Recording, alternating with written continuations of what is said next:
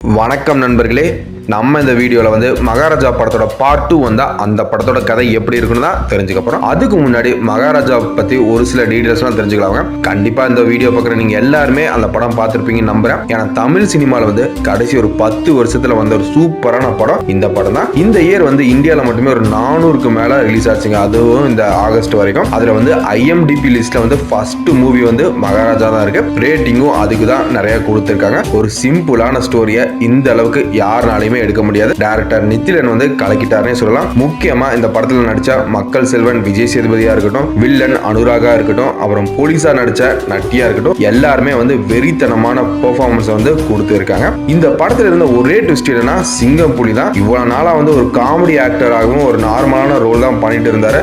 ஆனா இந்த மூவில வந்து நெகட்டிவ் சைட்ல நடிச்சு மாஸ் பண்ணிட்டாரு. படம் வந்து இப்ப ரீசெண்டா OTTல வந்து ரிலீஸ் ஆச்சு. அதுக்கப்புறம் தாங்க பாகிஸ்தான், இந்தோனேசியா, எத்தோப்பியா, கர்த்தார் இப்படி நிறைய கண்ட்ரீஸ்ல வந்து ஹிட் ஆகிருச்சுங்க. ஆனா நம்ம ஆளுங்க வந்து கொஞ்சம் பேர் வந்து இது வந்து மலையாள மூவி இரட்டா மாதிரி இருக்கு, கொரியன் மூவி ஓல்டு பாய் மாதிரி இருக்கு அப்படின்னு சொல்லிட்டு இருந்தாங்க. இப்படி செக்ஸுவலா ஹராஸ்மெண்ட் பண்ணி அந்த ஹராஸ் பண்ணி ரிவெஞ்ச் பேஸ் பண்ணி எடுக்கிற எல்லா படமுமே வந்து 2003ல வந்து ஓல்டு பாய் வச்சு தான் இருக்கும். ஏன்னா அந்த படம் தான் ஃபர்ஸ்ட் வந்திருக்கு.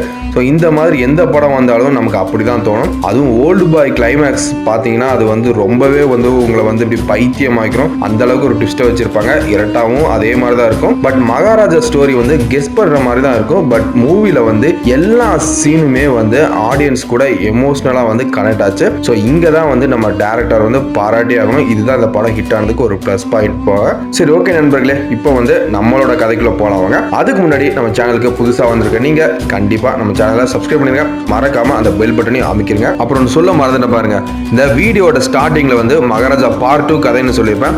அப்ப இது வந்து பார்ட் 1ல இருந்து கண்டினியூ ஆகுமான்னு கேட்டீங்கன்னா அதுதான் இல்ல. அந்த படம் வந்து அங்கேயே வந்து இந்த ரிவெஞ்ச் முடிஞ்சிருச்சுங்க. இந்த ஸ்டோரி வந்து பேரலல் யூனிவர்ஸ்ல நடக்கிற மகாராஜா ஸ்டோரின்னு வச்சுக்கோங்களேன். சேம் மூவி கேரக்டர் தான், பட் ஸ்டோரி வந்து எங்க ஸ்டைல கொஞ்சம் டிஃப்ரெண்டா எழுதியிருக்கோம். கதை கொஞ்சம் நல்லா எழுதியிருக்கோம்னு நினைக்கிறேன். நாங்க சொல்றோம், கதை கேட்டுட்டு எப்படி இருக்குன்னு நீங்க கமெண்ட் செக்ஷன்ல சொல்லுங்க. சரி, இப்போ கதைக்குள்ள போலாம் வாங்க. நம்ம மூவியோட ஓப்பனிங் சீன்ல வந்து விஜய் சேதுபதி வந்து ஒரு காரை ஓட்டிட்டு வராரு. காருக்குள்ள வந்து ஒரு குரங்கு பொம்மை இருக்கும். அதை பார்த்துட்டே வராரு. அப்போ வந்து அவருக்கு ஒரு ஃபோன் கால் வருது. தம்பி எங்க இருக்கீங்க அப்படின்னு ஒருத்தன் கேட்கிறான். சார் வந்துட்டு சார், டிராஃபிக்ல கொஞ்சம் லேட் ஆயிடுச்சு அப்படின்னு நம்ம ஆள் சொல்றாரு. இன்னொரு 5 நிமிஷத்துல லொகேஷன்ல இருப்பேன்னு சொல்லிட்டு போனை கட் பண்றாரு. லொகேஷன்ல போய் அந்த ஆளை வந்து பிக் பண்றாரு. நம்ம கதையில வந்து விஜய் சேதுபதி வந்து டாக்ஸி டிரைவர். அவருக்கு வந்து 2 கார் இருக்கும். அதை வந்து ரெட் டாக்ஸில தான் ஓட்டுறாரு. இன்னொரு காரை வந்து சிங்கம் புலி ஓட்டுவாரு. சிங்கம் புலி வந்து விஜய் சேதுபதியோட சின்ன வயசு ஃப்ரெண்டு. என்னடா ஃபர்ஸ்ட் பார்ட்ல வந்து விஜய் சேதுபதிக்கு வந்து அவன் வில்லனா நடிச்சான், என்னடா இதுல வந்து ஃப்ரெண்டா இருக்கான் அப்படின்னு நினைக்காதீங்க. ஸ்டோரியை வந்து ஸ்கிப் பண்ணாம பாருங்க. இதுல வந்து நிறைய ட்விஸ்டே இருக்கும். அன்னைக்கு நைட் வந்து எல்லா ரைடுமே முடிஞ்ச அப்புறம் ஒயின் ஷாப் போறாங்க. சிங்கம் புலி வந்து சொல்லுவாரு, இன்னும் எவ்வளவு நாள்ரா இதே நினைச்சிட்டு இருக்க போற அப்படின்னு சொல்லுவாரு. அது சொல்லிட்டு சரக்கு அடிச்சிட்டு இருப்பாரு. அதை மறக்க தாண்டா உங்க கூட சேர்ந்து நான் குடிக்க ஆரம்பிச்சேன், ஆனா என்னால சுத்தமா மறக்க முடியல அப்படின்னு சொல்லி விஜய் சேதுபதி அழுகிறாரு.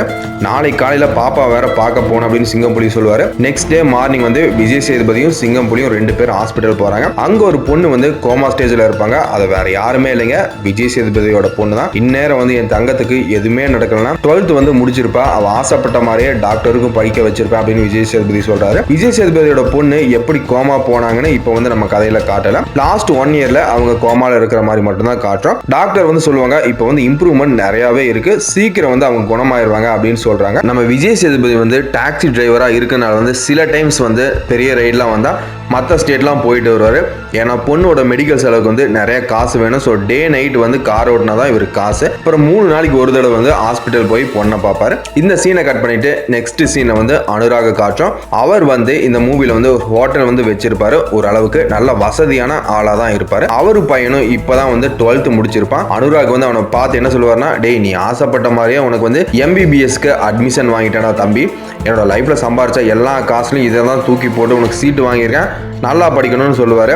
அதுக்கு அனுராகோட ஒய்ஃப் வந்து அதெல்லாம் அவன் படிப்பான், படிக்க தெரியாம இப்போ வந்து 12th நல்ல மார்க் எடுத்திருக்கான் அப்படின்னு சொல்லுவாங்க. சரி சரி ஓகே, நீ இந்த அட்மிஷனை ஃபில் பண்ணிட்டு போஸ்ட் பண்ணிடு, எனக்கு டைம் ஆச்சு நான் கிளம்புறேன் அப்படின்ட்டு கார் எடுத்து அவர் போயிட்டு இருக்காரு. அவர் போயிட்டு இருக்கும்போது திடீர்னு வந்து அவரோட கார் வந்து பிரேக் டவுன் ஆகுது. நினைச்ச முக்கியமான டைம்ல தான் இப்படிலாம் ஆகுன்ட்டு டைம் வேற ஆகுது அப்படின்ட்டு டாக்ஸி வந்து புக் பண்றாரு. அந்த ரைடை வந்து எடுக்கிறது யாருன்னு பாத்தீங்கன்னா விஜய் சேதுபதி தான். விஜய் சேதுபதி கால் பண்ணி சொல்லுவாரு, சார் ரொம்ப அவுட்டரா இருக்கு, கொஞ்சம் எக்ஸ்ட்ரா பேமெண்ட் போட்டு தரீங்களா அப்படின்னு கேட்கறாரு. அதெல்லாம் தரேன்ப்பா, நீ சீக்கிரம் சீக்கிரம் வா அப்படின்னு அனுராக் வந்து சொல்லுவாரு. விஜய் சேதுபதி வந்து லொகேஷனுக்கு போய் பிக் பண்ணிட்டு போறான். போகும்போது நார்மலா பேசிட்டு தான் போறாங்க. சார் என்ன பண்றீங்க அப்படின்னு கேட்பாரு.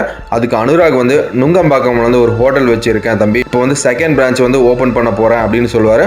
ஹோட்டல் பேர் என்னன்னு விஜய் சேதுபதி வந்து கேட்பாரு. அனுராக் வந்து ஹோட்டல் பேரை சொல்றாரு. சார் அந்த ஹோட்டலா, நான் நிறைய டைம் வந்து அங்கே சாப்பிட்ருக்கேன் சார், அங்கே வந்து எல்லாமே நல்லா இருக்கும், முக்கியமாக அங்கே நீங்கள் பண்ணுற அந்த கொத்து பரோட்டா வந்து என்னோட பொண்ணுக்கு வந்து ரொம்பவே பிடிக்கும் அப்படின்னு சொல்லுவான். அதுக்கு அனுராக் வந்து அப்படியே சொல்லுவார், அப்படியா, என்னோட பையனுக்கு வந்து எங்கள் ஹோட்டலில் பண்ணுற கொத்து பரோட்டான்னா ரொம்பவே பிடிக்கும் அப்படின்னு சொல்கிறாரு. இப்படியே பேசிட்டு போகிறாங்க. அப்புறம் லொக்கேஷன் வருது.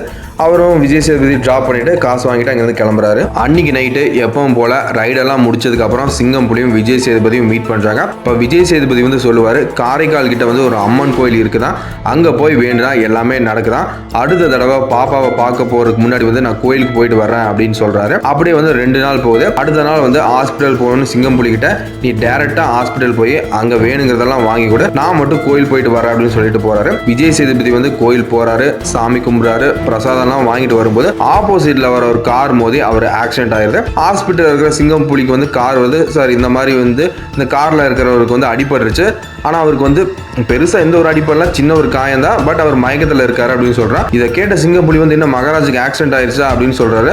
அதை கேட்ட சாக்குல வந்து விஜய் சேதுபதியோட பொண்ணு வந்து கோமால இருந்து வெளியே வராங்க. அந்த சைடு வந்து விஜய் சேதுபதியும் கண்முழிக்கிறாரு. இங்க தான் வந்து நம்ம கதையில வந்து இன்டர்வல் சீனை வைக்கிறோம் ஃப்ரெண்ட்ஸ். இதுக்கப்புறம் தான் நம்ம கதை வந்து நிறைய ட்விஸ்ட் த்ரில்லிங்கா வந்து போக போகுது. இதுக்கப்புறம் வந்து விஜய் சேதுபதி வந்து அழுதுகிட்டே ஆட்டோ பிடிச்சிக்கிட்டு ஹாஸ்பிட்டல் போய் அவரோட பொண்ணை கட்டி பிடிச்சி அழுகிறாரு. ஹாஸ்பிட்டலில் இருக்கிற எல்லாருமே வந்து எமோஷனலாக ஃபீல் பண்ணுறாங்க. அவங்க பொண்ணு வந்து விஜய் சேதுபதியை பார்த்து, அப்பா அம்மா எங்கப்பா, அம்மாவுக்கு என்ன ஆச்சு அப்படின்னு கேட்குறாங்க. தங்கம் நீ ஃபஸ்ட்டு ரெஸ்ட் எடுமா அப்படின்னு சொல்லுவார். அப்பா அம்மாவை அப்படி பண்ணவங்க யாரும் எனக்கு தெரியும் அப்படின்னு சொல்லுவாள். இங்கே தாங்க நம்ம கதையில் வந்து ஃப்ளாஷ்பேக்கை காட்டுறோம். அது என்னன்னா, விஜய் சேதுபதியோட ஒய்ஃப் செல்விங்கிறவங்க வந்து ஒரு ஸ்கூலில் வந்து டீச்சராக வந்து ஒர்க் பண்ணுறாங்க. அது வந்து ப்ரைவேட் ஸ்கூலு. அந்த ஸ்கூலில் தான் இவங்க பொண்ணும் படிக்கும். அங்கே என்ன நடக்கும்னா, பக்கத்து ஏரியாவில் இருக்கிற அந்த பாய்ஸ் ஸ்கூலில் இருக்கிற பசங்க வந்து கஞ்சா அடிச்சுக்கிட்டு ஸ்கூல் பொண்ணுகிட்ட ரொம்பவே தப்பாக அட்டூழியம் பண்ணிட்டு இருப்பாங்க. ரெகுலராக அது நடந்துட்டுருக்கு. அன்னைக்கு வந்து இவங்க பொண்ணுகிட்டையும் வந்து வம்பு இழுக்கிறாங்க. இதை பார்த்து அவங்க அம்மா என்ன பண்ணுறாங்கன்னா, அந்த பசங்களை பலார் நடிச்சு போலீஸ்கிட்ட கம்ப்ளைண்ட் பண்ணி பண்ணுறாங்க. இங்கே தாங்க நம்ம போலீஸ் ஆஃபீஸர் நட்டியை வந்து காட்டுறோம். அந்த பசங்க வந்து அன்னைக்கு நைட்டே எப்படியோ வெளியே வந்துடுறாங்க. அன்னைக்கு வந்து அந்த ஸ்கூல் பொண்ணுங்களுக்கு எல்லாத்துக்கும் முன்னாடியும் அவங்க அம்மா வந்து பலார் அடிச்சனால இவங்களுக்கு வந்து ரொம்பவே அசிங்கமாகிடுது. ஸோ அந்த கடுப்பில் அன்னைக்கு நைட் என்ன பண்ணுறாங்கன்னா, அவங்க வீட்டுக்கு போய் விஜய் சேதுபதியோட ஒய்ஃபை வந்து கட்டி போட்டு ரேப் பண்ணி கொலை பண்றாங்க. இந்த கொடூரத்தை பார்த்த விஜய் சேதுபதியோட பொண்ணோட தலையில வந்து அடின்னு அடிச்சு அந்த இதுல தான் வந்து அந்த பொண்ணு வந்து கோமாக்கு போயிடுவா. இப்போ வந்து விஜய் சேதுபதி கிட்ட அந்த பசங்களை பத்தி எல்லாமே வந்து தெளிவா சொல்றான். இவர் வந்து போலீஸ் ஹெல்ப்போட அந்த பசங்களோட அட்ரஸை கண்டுபிடிச்சு மொத்தமா 3 பசங்க அப்படின்னு தெரியுது. அதுல 2 பசங்களை வந்து கண்டுபிடிச்சு அடிச்சு வந்து கொலை பண்ணிடுறாரு. இன்னொருத்தனை தேடி போகும்போது தான் தெரியுது அது வந்து அனுராகோட பையன். அவன் வந்து அன்னைக்கு வந்து ஜிம்ல இருப்பான். அங்க போய் அவனை அடிச்சு போட்டு கார்ல தூக்கிட்டு போவாரு. இதை வந்து அனுராக் கிட்ட போன் பண்ணி வந்து சொல்றாங்க. அவரும் அந்த விஜய் சேதுபதியோட காரை ஃபாலோ பண்றாரு. அங்க போனா தெரியுது, டே நீயா எதுக்குடா இப்ப என்னோட பையனை வந்து அடிச்சு போட்டு இப்ப கை காலில் கட்டி போட்டு வச்சிருக்க அப்படின்னு கேட்பாரு. சார் எனக்கு தேவை வந்து உங்க பையனோட உயிர், நீங்க இங்கிருந்து போயிருங்க அப்படின்னு சொல்லுவான். இங்க அனுராகுக்கும் விஜய் சேதுபதிக்கும் உள்ள வந்து செம ஃபைட் நடக்குது. விஜய் சேதுபதி வந்து அனுராக் போட்டு அடிச்சிடுறாரு. அடிச்சு போட்டுட்டு ஏன்டா இப்படிலாம் பண்ற, எதுக்கு இப்படி பண்ற அப்படின்னு கேட்கிறாரு. ஆனா விஜய் சேதுபதி வந்து ஒண்ணுமே சொல்லாம மறுபடியும் வந்து அடிக்க போறாரு.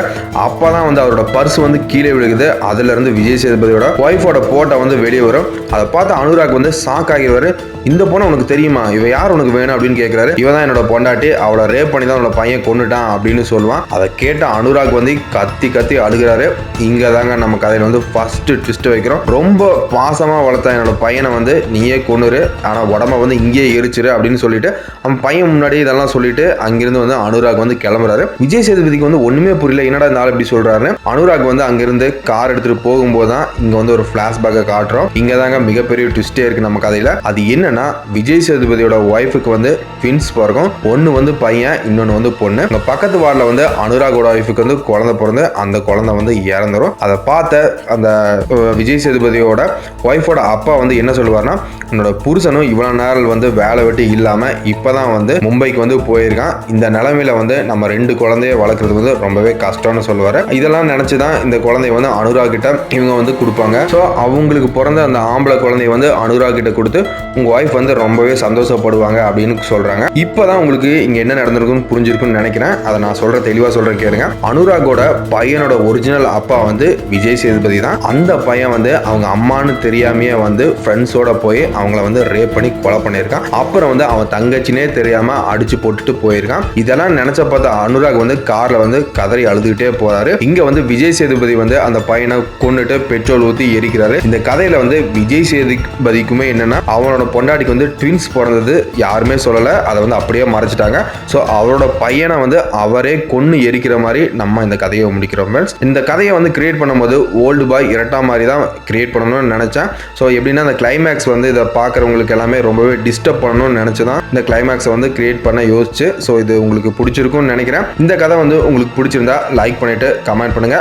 நன்றி, வணக்கம்.